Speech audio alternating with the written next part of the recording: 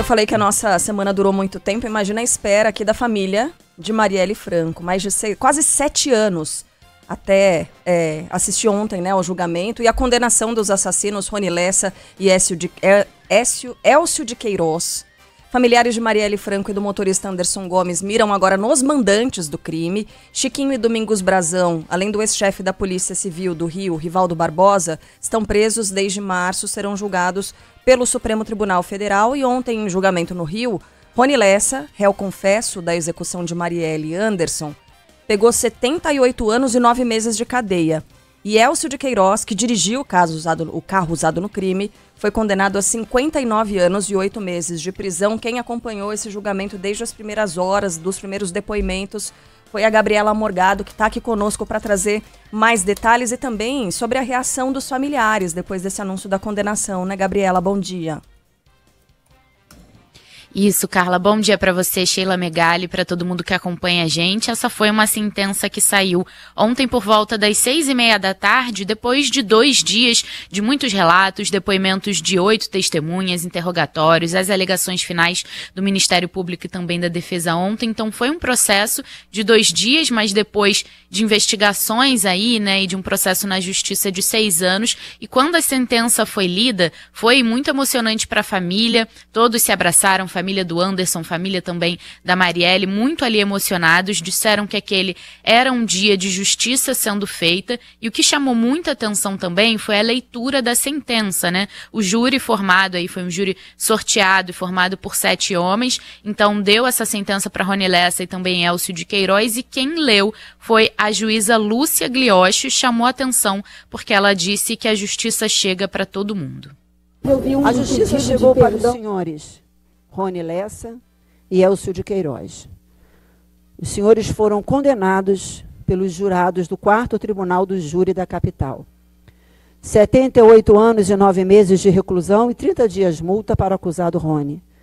59 anos de prisão e 8 meses de reclusão, 10 dias multa para o acusado Élcio. Saem os 2 condenados a pagar até os 24 anos do filho de Anderson Gomes, Arthur, uma pensão. Ficam os 2 condenados a pagar juntos R$ 706 mil de indenização por dano moral para cada uma das vítimas: Arthur, Ágata, Luiara, Mônica e Marinete. Condena os acusados a pagarem as custas do processo e mantém a prisão preventiva deles, negando o direito de recorrer em liberdade. Depois da sentença, a família falou também com a imprensa, e um dos relatos mais emocionados foi o da Ágata Reis, que é a viúva do motorista Anderson Gomes. Ela, inclusive, falou sobre essa indenização que os réus vão ter que pagar, e para ela disse, né, que esse dinheiro, na verdade, não é nada, porque ela daria tudo para que o Anderson pudesse estar aqui, que justiça mesmo seria se a Marielle e o Anderson estivessem vivos. A Aniele Franco, irmã da Marielle, também deu uma declaração semelhante, todas muito emocionadas, mas a Ágata falou também sobre o pedido de perdão que foi feito ontem pelo Rony Lessa, e ela disse que nunca vai conseguir perdoar nenhum envolvido nesse crime. Eu vi um pedido de perdão para alguém que claramente não tem qualquer arrependimento e ainda diz que é para aliviar a consciência. Quem tem que perdoar é Deus ou qualquer coisa no que ele acredite. Eu não perdoo, nunca, não perdoo. Eu tenho paz na minha vida, mas eu não preciso perdoar. A Aniele falou também sobre os próximos passos, né? Porque, como você falou, Carla, a gente tem ainda uma ação aberta no Supremo Tribunal Federal que julga o planejamento desse crime, quem são os mandantes, inclusive Chiquinho e Domingos Brazão, réus apontados como os mandantes, e o Rivaldo Barbosa, que era chefe da Polícia Civil aqui do Rio, apontado também como ter obstruído as investigações. Então, a Aniele Franco disse que as famílias vão continuar lutando para que a justiça também seja feita nesse sentido. Quando assassinaram a minha irmã com aqueles 4 tiros na cabeça, eles não imaginavam a força que esse país se levantaria, que esse mundo se levantaria. Hoje foi um pedaço de uma resposta, né? A justiça começou a ser feita. Enquanto tiver sangue correndo nas nossas veias, enquanto nós estivermos vivos e vivas, a gente vai defender o legado, a memória de Marielle Anderson. A gente sai daqui hoje, sim, com a certeza de que a gente cumpriu o nosso papel, a luta continua ainda.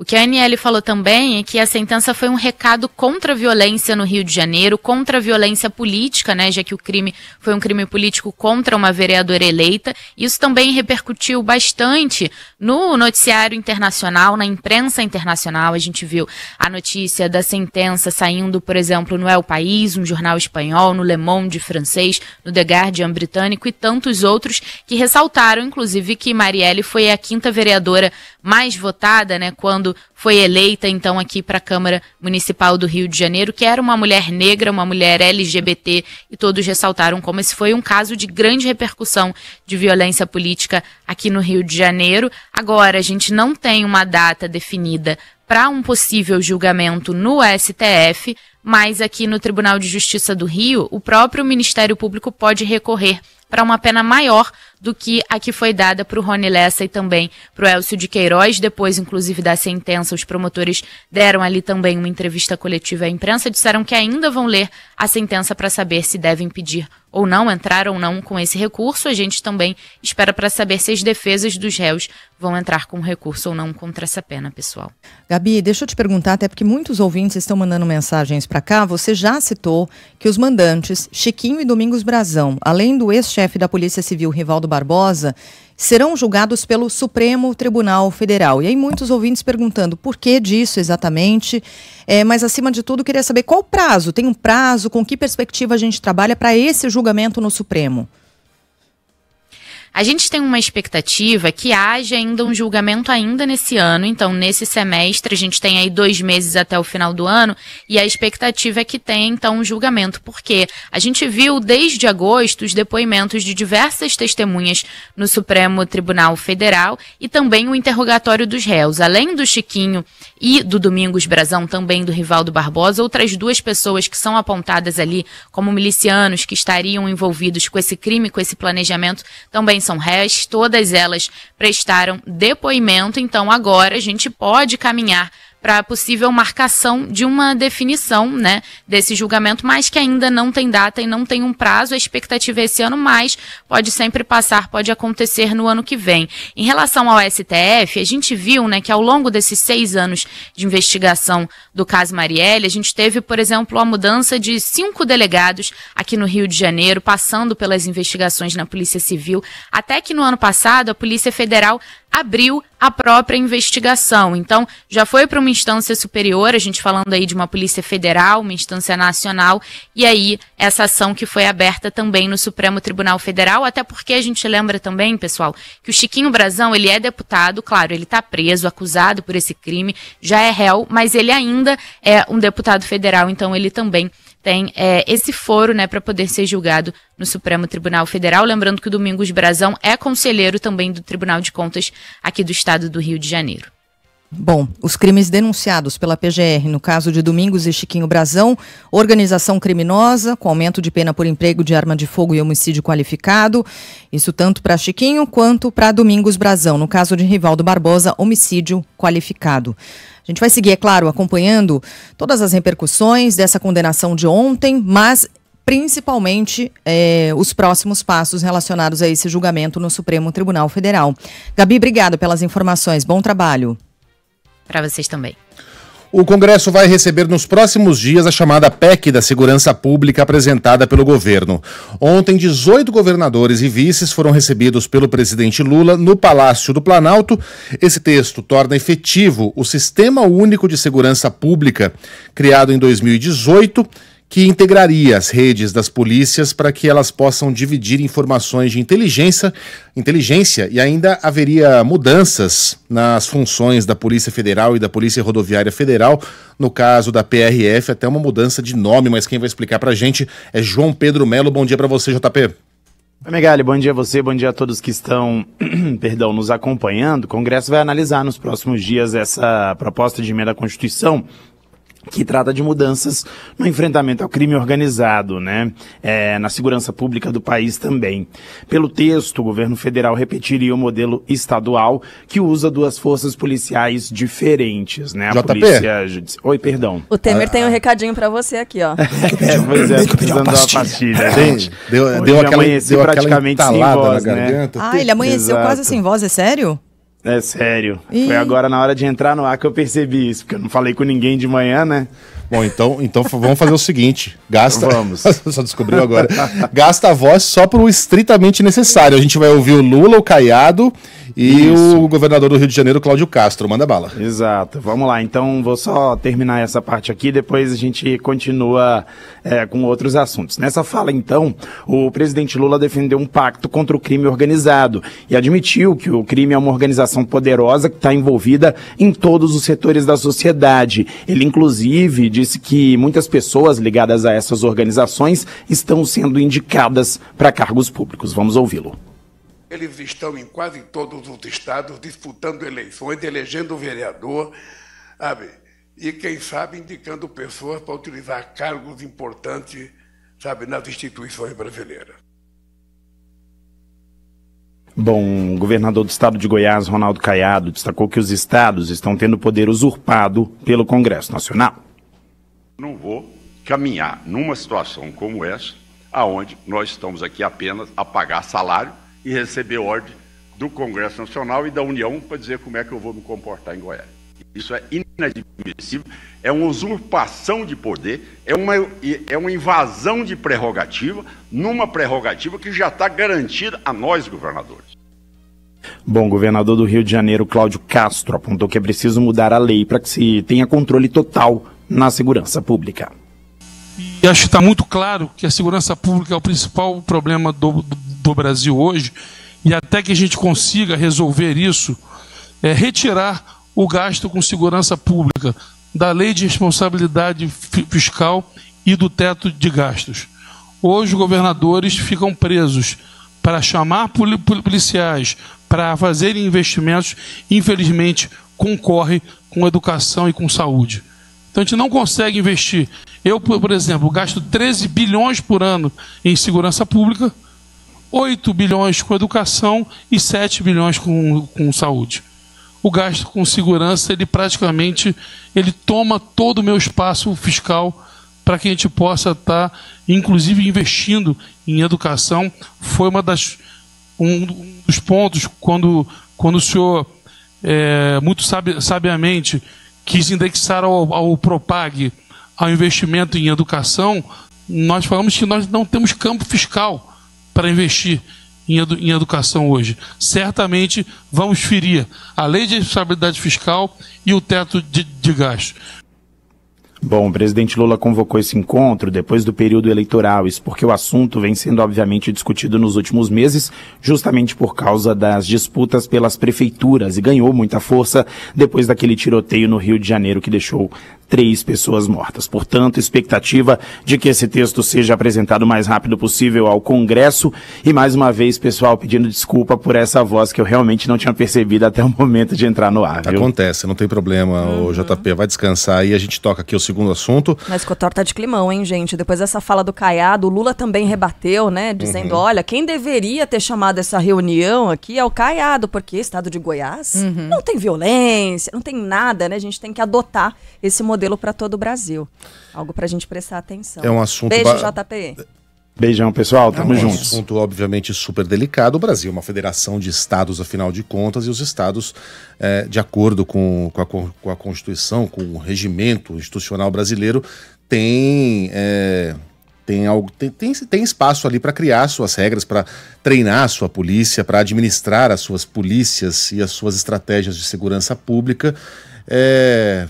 Por outro lado, o Cláudio Castro, por exemplo, ontem chegou a falar em autonomia para que cada estado adote o seu próprio Código Penal, o que é uma temeridade, né? Para que você abra as portas para o populismo com a segurança pública e uma verdadeira corrida para ver quem adota as leis mais violentas, mais draconianas. Não é um assunto muito fácil, não.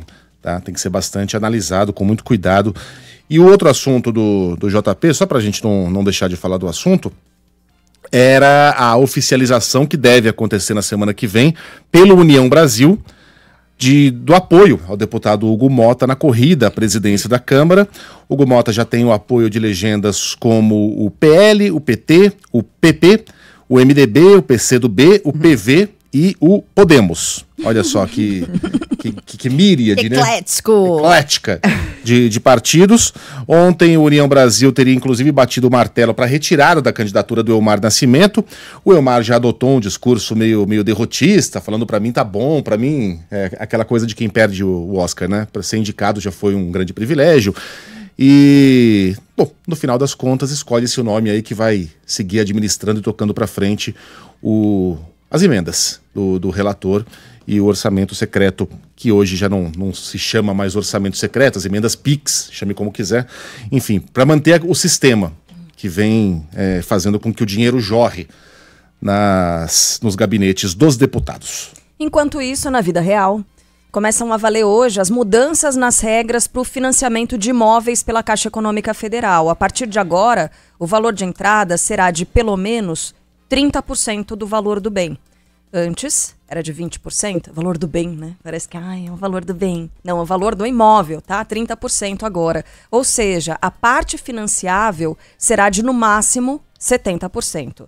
As alterações foram anunciadas no mês passado, valem para imóveis de até R$1,5 milhão e que sejam financiados no sistema de amortização constante. Nesse modelo, as parcelas são maiores no início e menores no fim, com redução progressiva de juros. Além das mudanças, o cliente não poderá ter outro financiamento habitacional ativo. As medidas foram adotadas por causa do aumento da demanda por crédito e, ao mesmo tempo, maior volume de saques da caderneta de poupança, que é a origem dos recursos usados na concessão do crédito. Aliás, né, poupança é algo que as pessoas estão com um acesso maior à educação financeira. Então, a tendência é de que a poupança vá ficando para trás sem duplo sentido, né? Ainda vai levar um tempo, né? Porque a nossa educação financeira, embora tenha avançado, ainda é pífia perto do que já acontece historicamente em outros países, né? Mas aos pouquinhos, esse movimento vai acontecendo. Mas a pessoa conseguir trabalhar o próprio dinheirinho ali, ainda que pouco, né? Consiga comprar ações, enfim. Isso, investir de outra maneira, mais rentável e tal, né? Bem, as regras do Pix também vão mudar a partir de hoje, mas só para os celulares novos, tá bom? Quem tem os detalhes pra gente é o David Musso.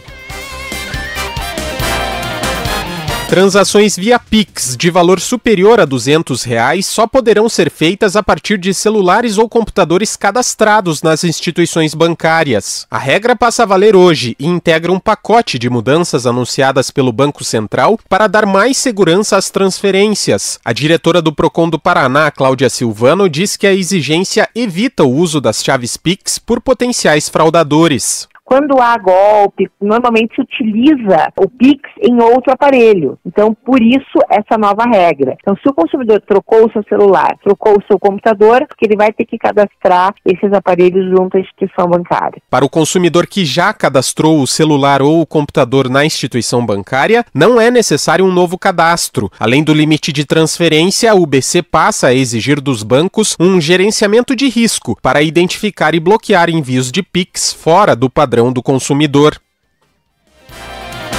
Após um semestre estagnada, a indústria puxa a geração de empregos no país, que entre julho e setembro atingiu o segundo menor nível da história. O setor foi acompanhado pelo comércio, que nunca tinha registrado um número tão alto de contratados, quase 20 milhões no período. Segundo o IBGE, a taxa de desemprego no Brasil caiu para 6,4%, a segunda menor desde o início da pesquisa em 2012, só perde para os últimos meses de 2013. Esse nível representa um contingente de 7 milhões de brasileiros buscando trabalho no país, o menor desde janeiro de 2015. Já o total de pessoas ocupadas bateu recorde, são 103 milhões. O emprego no setor de serviços ficou estável, mas o saldo anual é positivo, principalmente nas áreas de transporte, comunicação e construção. E, como lembra o economista, ou a economista Olívia Rezende, ainda nem começaram as contratações temporárias de fim de ano. Todos os indicadores econômicos nos mostram, né, além da taxa de desemprego, essa melhora na economia. Então, acredito que sim, que no próximo ano teremos um ano melhor, né, com mais crescimento econômico. Uma outra boa notícia é a renda dos trabalhadores. Em setembro, o valor médio ficou em R$ 3.227, acima do que foi registrado no mesmo período do ano passado. Especialistas avaliam que dificilmente o governo vai conseguir arrecadar mais se insistir em apertar o cerco às grandes fortunas.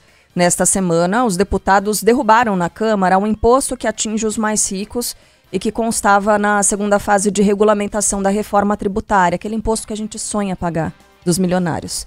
A intenção era cobrar de 0,5% a 1,5% ao ano sobre patrimônios de mais de 10 milhões de reais. O texto votado pelos parlamentares segue agora para o Senado e nada impede que a Casa insista em restabelecer a taxa no texto. Para o economista Ciro de Avelar, a eficácia da medida é contestável. Vai para outro país ou vai para um paraíso fiscal, então se houver isso em qualquer lugar que seja, é óbvio que a pessoa vai pensar primeiro no seu patrimônio e em proteger o seu patrimônio. A cobrança de uma taxa sobre os planos de previdência deixados como herança também ficou de fora da reforma tributária na Câmara. Hoje, 11 milhões de brasileiros contribuem mensalmente e poderiam ter que pagar o imposto na transmissão dos bens. É o caso da assessora Joane Alves, que poupa um pouco do salário todos os meses e investe em previdência privada pensando na aposentadoria e no futuro das filhas. A gente já paga aí uma boa quantia do nosso salário para imposto, né? Acho que quanto menos, melhor, e exonera elas também de ter que pagar isso, né? Caso, Deus me livre, venha acontecer, né, alguma coisa comigo. Ah, mas vem acontecer sempre, né? É o natural da vida, né, Joane? Vai demorar muito, mas aí você quer deixar pra frente. Eu tô pagando uma previdência privada, não tenho filhos, mas vou deixar pra minha sobrinha. Pra você. Você tá com quantos anos mesmo? Quantos a mais que eu? Um pouquinho a mais que você. Então tá. Como diz você, né? Quanto mais longe da vitória, como é que é? Não, quanto maior o tabu, mais perto tá de quebrar o tabu, não é isso? Isso, quanto mais... Deixa pra lá. O imposto sobre transmissão de causa-mortes de planos de previdência VGBL com menos de 5 anos de contribuição entrou na discussão da reforma em agosto. A medida foi aprovada pelo Senado com a ideia de acabar com a isenção e evitar a transferência de patrimônio para os planos nos últimos anos de vida do titular. A estratégia fugiria do pagamento de imposto na hora de passar a herança para os herdeiros. Nossa, mas é difícil, né? Imagina, nos últimos anos, falar, vou passar para você porque... O texto foi alterado na Câmara para evitar a cobrança e agora volta para o Senado. É meio que abrir mão, né? Ah, não. Daqui para frente... Vou passar aqui esse imóvel, esse apartamento pro meu filho, vou te dar de presente. Enfim, já pensando no inevitável, né? É. Bom, quem sabe... No nosso caso, seria uma pena, né, Carla, se você me colocasse como beneficiário e aí acontecesse um terrível acidente. Que horror! Que horror! Meu Deus! Ai, vamos em frente agora. Eu tô vendo mensagens aqui dos nossos ouvintes. Por essas 7h28 da manhã. Vamos em frente? Vamos em frente aqui, porque o Thiago Muniz já está no estúdio.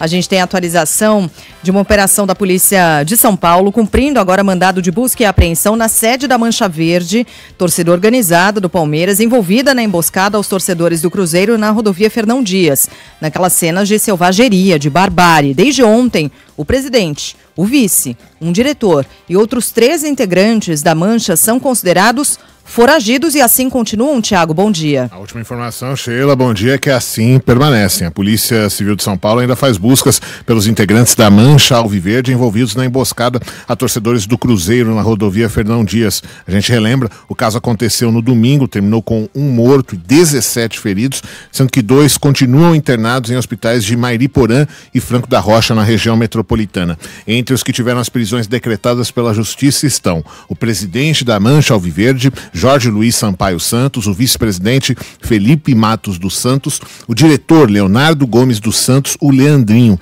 Todos eles são considerados foragidos. O advogado da Mancha Alviverde afirmou que vai pedir acesso aos autos e ao inquérito policial para então tentar um habeas corpus para os integrantes da torcida organizada, e a Mancha tem dito que negou organizado, participado ou incentivado qualquer ação relacionada à emboscada contra os cruzeirenses. Na manhã de hoje, a Polícia Civil cumpriu mandados de busca e apreensão na sede da Mancha Alviverde, no bairro de Perdizes, zona oeste da capital paulista. Eles também fazem buscas e apreensões em Taboão da Serra e em São José dos Campos. Os policiais tentam localizar veículos usados na cena do crime, além de celulares, computadores, roupas e armas usadas no ataque. Obrigada, Thiago. Em meio ao debate sobre a prescrição de parte de crimes cometidos, o STF retoma hoje o julgamento que pode levar o ex-presidente Fernando Collor de Mello à prisão. O ex-senador, nesse caso, é acusado de receber 20 milhões de reais em propina. O valor teria sido pago por uma empreiteira interessada em obter contratos com a BR Distribuidora. Na época, a subsidiária da Petrobras era controlada por indicados do PTB, partido de Collor. Thalita Almeida. O Supremo Tribunal Federal retoma nesta sexta-feira o julgamento que pode levar o ex-presidente Fernando Collor para a prisão. Collor foi condenado em maio do ano passado a 8 anos e 10 meses de detenção por corrupção passiva e lavagem de dinheiro em um esquema envolvendo a BR Distribuidora, subsidiária da Petrobras. A acusação apresentada em 2015 pelo então Procurador-Geral da República, Rodrigo Janot, apontou que o ex-presidente recebeu 20 milhões em propinas de uma empreiteira interessada em obter contratos com a distribuidora. A análise ocorre em meio à discussão sobre a prescrição de parte dos crimes, o que poderia fazer com que a condenação dele caísse de 8 para 4 anos. O julgamento será retomado com o voto do ministro Gilmar Mendes, que pediu vista em junho. O que o Supremo vai analisar agora são os chamados embargos de declaração, recurso em que a defesa aponta obscuridades e contradições da condenação, como a suposta prescrição do crime de corrupção passiva.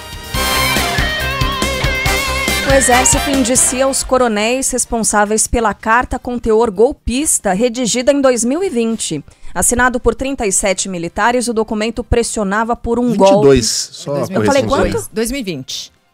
Ai, desculpa. 2022. Não, você falou certinho 2022, a gente ouviu 2020. Ah, tá. E aí a Folha passou pelo filtro, né? É 2022. 2022, gente, isso. Desculpa. Assinado por 37. Olha, será que é alguma coisa que o Megali me deu naquele café? Ele passou? Então, tá. Lembra do terrível acidente? Você bebeu todinho? Tava gostoso? Tem um fundinho ali, um pozinho branco no final. Todinho. Assinado por 37 militares, o documento pressionava por um golpe para impedir a posse de Lula. A gente tem mais informações com Márcio Rocha.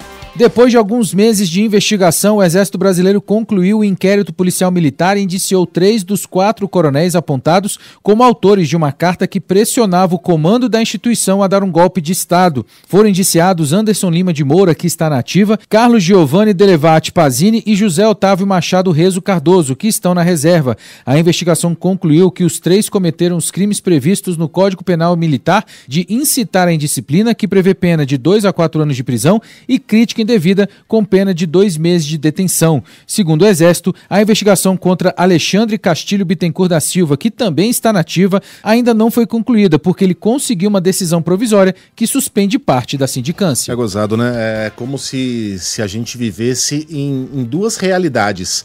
A realidade real, né, em que aconteceram coisas que estavam diante dos nossos olhos, que estavam debaixo dos nossos narizes, e uma realidade paralela que pessoas tentam nos convencer que aconteceu.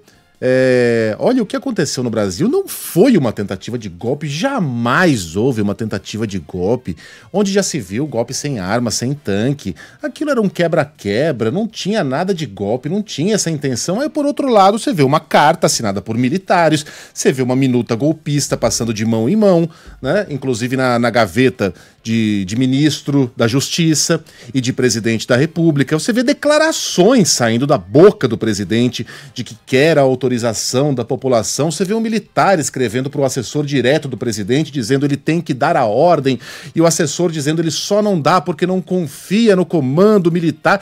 Tudo isso acontecendo diante dos nossos olhos, e agora tentam nos convencer de que aquilo que a gente viu não aconteceu. Não é nada real. Tá aí essa carta. E tudo isso que eu acabei de falar, e muito mais. E muito mais. As pessoas falavam abertamente em virada de mesa. Selva!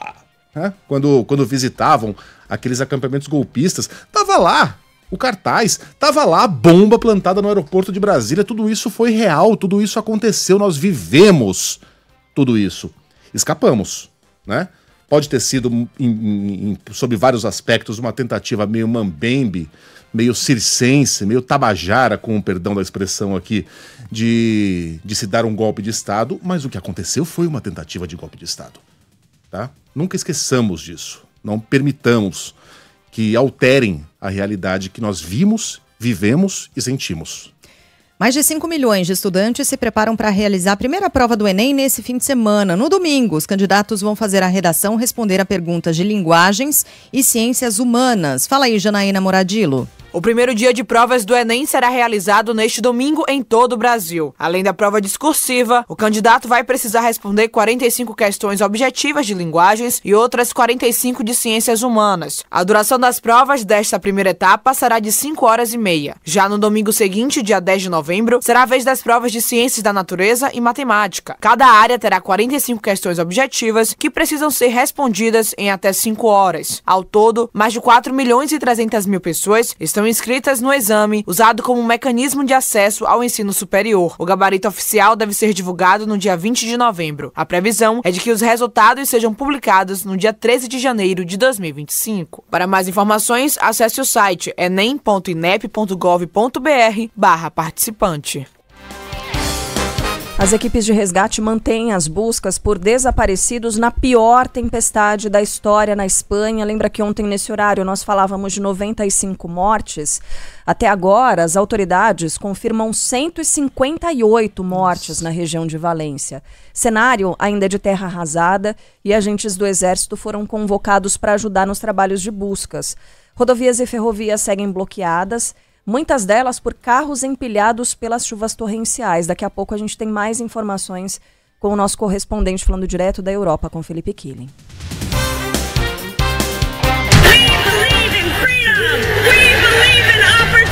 Kamala Harris versus Donald Trump. But I'm very honored to be involved because we're fighting for our Constitution. As eleições americanas na Band News FM.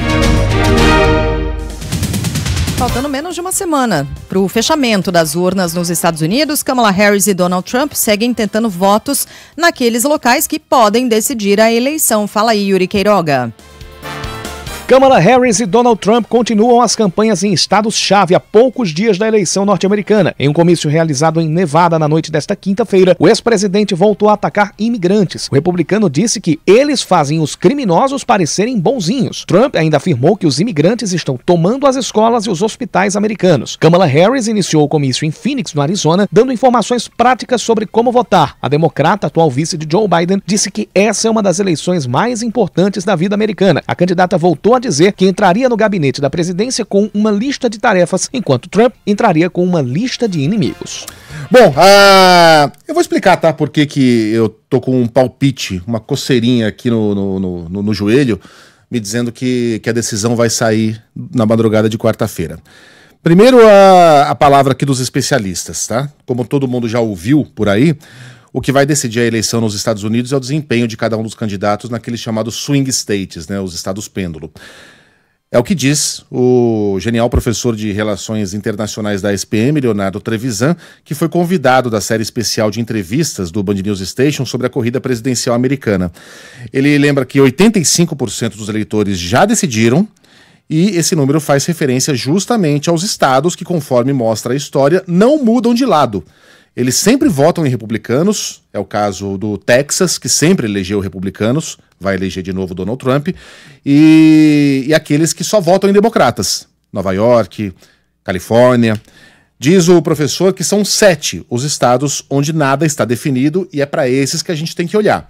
Pensilvânia, Michigan, Wisconsin, Geórgia, Carolina do Norte, Arizona e Nevada. Já temos aí o professor? Tá? Esses são os estados em que a situação não está definida. É Pêndulos Vídeo, o nome do arquivo. Vídeo, vamos é vídeo? É. Então é vídeo, solta aí. Nesses estados pode dar qualquer um dos dois. Às vezes eles são democratas, às vezes eles são republicanos. O que é que complica mais? Quando você olha para as pesquisas nesses estados pêndulos, está praticamente 48-47, 49-48, está encostadinho. Em outras palavras, é o voto de quem ainda não se decidiu que vai decidir esta eleição. Tá, e aí você vê que nesses estados, nesses 7 estados, a situação em quase todos eles é de absoluto empate, de empate numérico, inclusive, não é nem dentro da margem de erro. É uma coisa de louco. Em nenhum desses estados, algum dos candidatos tem uma diferença de mais de 2 pontos. É uma maluquice.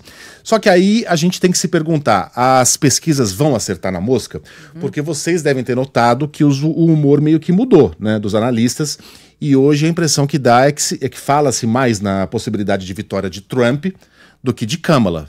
Ué, mas por quê que os analistas dizem isso se as pesquisas mostram um empate quase absoluto? É que nas últimas eleições, nas últimas 2 eleições, as pesquisas subestimaram, por uma razão ou por outra, a votação em Trump.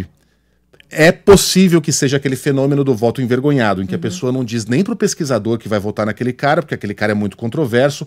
Ah, não sei em quem eu vou votar ainda, quando na cabeça dele ele já decidiu por Trump. Então, nessas 2 ocasiões, a votação no Trump foi subestimada. Contra a Hillary aparecia como favoritíssima, e Trump venceu até com relativa facilidade. Contra Joe Biden, o Biden aparecia com 7 pontos na média de vantagem sobre o Donald Trump nas vésperas da eleição. E a eleição foi extremamente disputada. Tá? Então, isso vai acontecer novamente? Esse voto envergonhado ainda existe?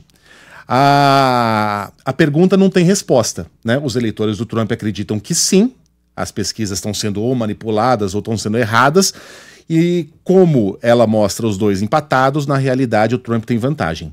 Só que, na última eleição, nas eleições de midterm, as eleições para o Congresso americano, as pesquisas meio que modularam a sua metodologia para colocar o Trump, ou o Partido Republicano, um pouco acima, né? Já foram mais certeiras. Essa modulada vai ser suficiente para que nós tenhamos números mais próximos da realidade agora em 2024? Só saberemos na madrugada de 2024. Então, eu acredito, Sheila, que quem ganhar... Ou quem perder? Eu sabia. Não acho. Eu sabia. que quem quer que seja o vencedor, ou Kamala ou Trump, vai ganhar com certa facilidade. Meio que vai varrer esses 7 estados aqui. Entendeu?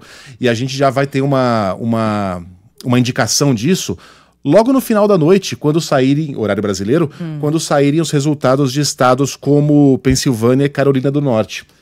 Se um mesmo candidato levar esses 2 estados aqui, eu tenho a impressão que ali no meio da madrugada a gente já vai saber quem é o vencedor.